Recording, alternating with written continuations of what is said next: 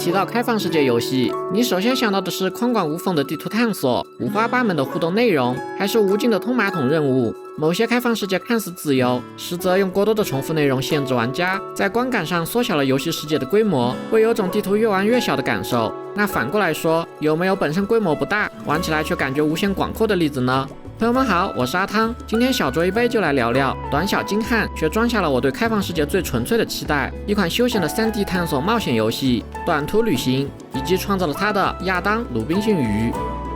本视频会涉及部分主线和支线的剧透，不会聚焦于少数例子，尽量保留初见的惊喜，还请酌情观看。另外，游戏原本大块像素画风的静态风景很漂亮，但运动起来部分场景非常晃眼，为了观看体验，我关掉了像素滤镜，实际上手时可以自由选择。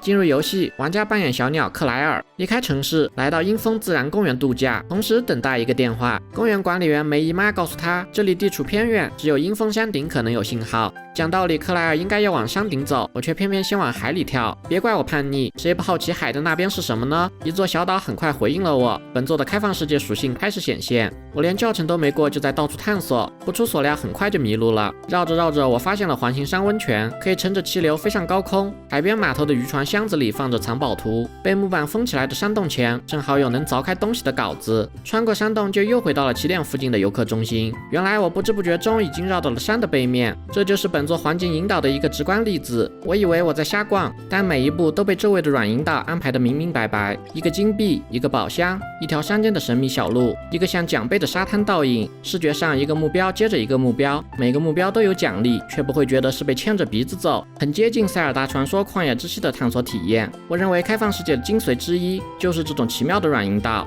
另外，软引导还融合在 NPC 事件里，比如爬山必备的动作攀岩，需要玩家对着山体按住方向键和跳跃键，操作很简单，但很难下意识学会。于是山脚下就有2位攀岩俱乐部的成员热心教学，就算玩家不理他们，或者对话太长不看，正在爬墙的小松鼠也植入了玩家的潜意识，这墙和山8成能爬。NPC 事件也不只是引导，很多还形成了动态的小故事链。继续用攀岩俱乐部举例，在雪线附近的半山腰会第2次遇到他俩，攀岩人、攀岩魂的小松鼠爬得无比艰难，看似笨重的犀牛早早爬到上边，还不忘温柔鼓励。玩家登顶下山后会第3次遇到他俩，和北极熊管理员一起围着篝火休息聊天。小松鼠气喘吁吁，嘴硬说自己征服了阴风，犀牛原厂说改天再登顶，别太勉强自己。然后大家从山顶的风景聊到山里的故事，从北极熊写小说还没收尾，聊到小说结局是悲剧好还是大团圆棒。真实的人情味被篝火加热，弥漫在阴风公园的各个角落，让这趟旅程多了些动物森友会般的轻松惬意。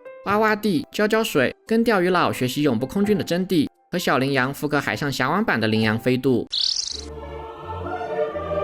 玩家当然可以直奔山顶，不体验其他内容的话很快就能达成，但我经常会看到新事物而分心，在不相干的地方玩上好一会儿。就像旷野之息虽然可以直奔加农，但总有各种新鲜东西冒出来，让我永远在救塞尔达的路上。克莱尔用攀岩和翱翔立体的探索阴风，玩家用好奇心决定这趟旅程的体验深度和顺序，几乎是下意识的就被充分唤起了对整个世界的感知。任天堂曾用 Open Air 形容旷野之息的体验，而短途旅行完美吸收并发挥了这种开放式氛围。小小的阴风越玩越大，开放世界理应如此。花了这么多玩法设计，但我们还没有涉及另一个重要内容，那就是本作统一的无处不在的情感表达。简单概括本作的剧情，克莱尔要等一个电话，只有山顶可能有信号，登顶的路不止一条，难度迥异，山下的人充满故事，同样精彩。蕴含其中的真正旅程，我认为是与内心的压力和解。这就要说到开发者和他的上一个项目未命名纸片 RPG。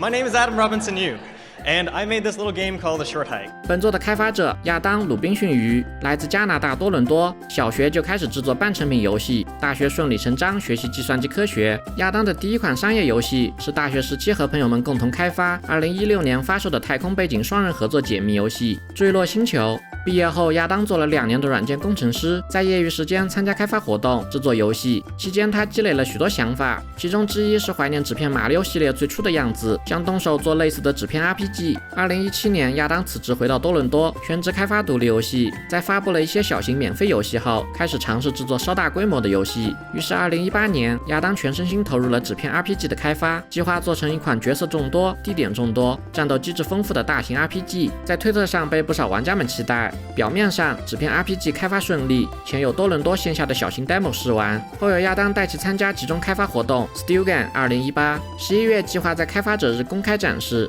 但实际上，亚当对纸片 RPG 没有清晰的愿景，开发1年后还有很多没确定的因素，项目规模过大，需要数年开发时间。亚当逐渐把开发纸片 RPG 当成了自己的孤注一掷，必须要做完，必须要做好，从而积累了前所未有的焦虑。2018年12月，亚当决定今年的圣诞礼物是让自己喘口气，暂时搁置纸片 RPG 去做点另外的小东西。他在 Unity 里东拼西凑，随意放些自己觉得好玩的东西，搭建一个可以逃避进去的小世界，这就是短途旅行最初的原型。这个原型分享到推特后反响积极，甚至超过纸片 RPG， 并获得了基于原型开发的资金援助机会。亚当面临选择，是继续啃有点积累但难题重重的纸片 RPG， 还是做完这个充满不确定性的远足小游戏。在玩过2个短而精彩的游戏《青蛙侦探》《幽灵岛》Minute 之后，亚当意识到小型甜品游戏也能成功，于是他决定先完成短途旅行。也许是诞生于纸片 RPG 最迷茫的时期，亚当对短途旅行的愿景非常清晰，并且结合自身扬长避短，明确哪些是必不可少的核心，哪些是来不及就先放下的甜头。对于整个项目的时间管理非常高效。亚当特别强调，迷路是游戏玩法的一部分，自由探索和丰富的内容是核心，每一条路都要有某种新的魔力。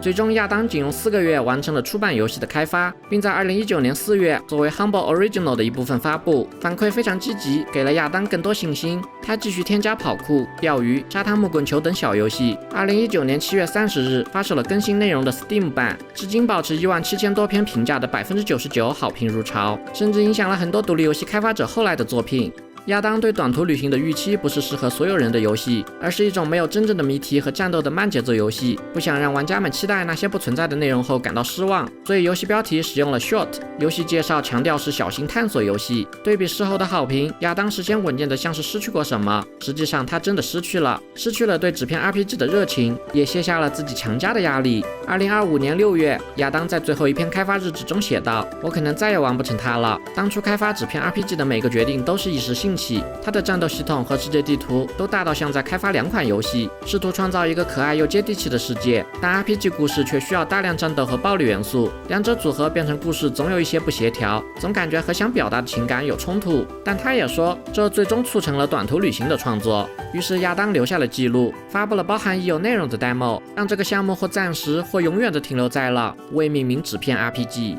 如今，亚当同时推进着好几个项目，包括一个画面类似短途旅行的动作冒险游戏，还有一个万圣节月份限定的免费 MMO 南瓜雕刻模拟器《幽灵镇南瓜节》。灵感来源于疫情期间取消的家乡街道万圣节活动，从诞生开始每年更新，越来越红火，大有成为部分玩家新的赛博万圣节传统的趋势。亚当依然保持着有灵感就动手的创作习惯，挖坑填坑，乐此不疲。这样的习惯让他的游戏有更多的个人寄托。短途旅行诞生于未命名纸片 RPG 的低谷困境，就融入了他当时的所思所想，成为了他经历的部分投射。亚当用这个迷你开放世界传达他的经验，与内心的压力和解。偷偷告诉你，这只青蛙是他在游戏里的化身，他竟然喜欢早餐，喜欢到想着明天的早餐睡不着。短途旅行中，我最爱的一幕不是登顶，而是从山顶一跃而下的展翅翱翔，很像我常做的梦里的场景。从山顶张开双臂向下飞奔，然后迎风而起，俯瞰大地。登顶不是故事的终点，真正的结局是重新脚踏实地，回到起点和家人分享今天的事情。今天我登上了山顶，接到了电话，加入了攀岩俱乐部，成为了沙滩木棍球冠军。现在该去睡上一觉了。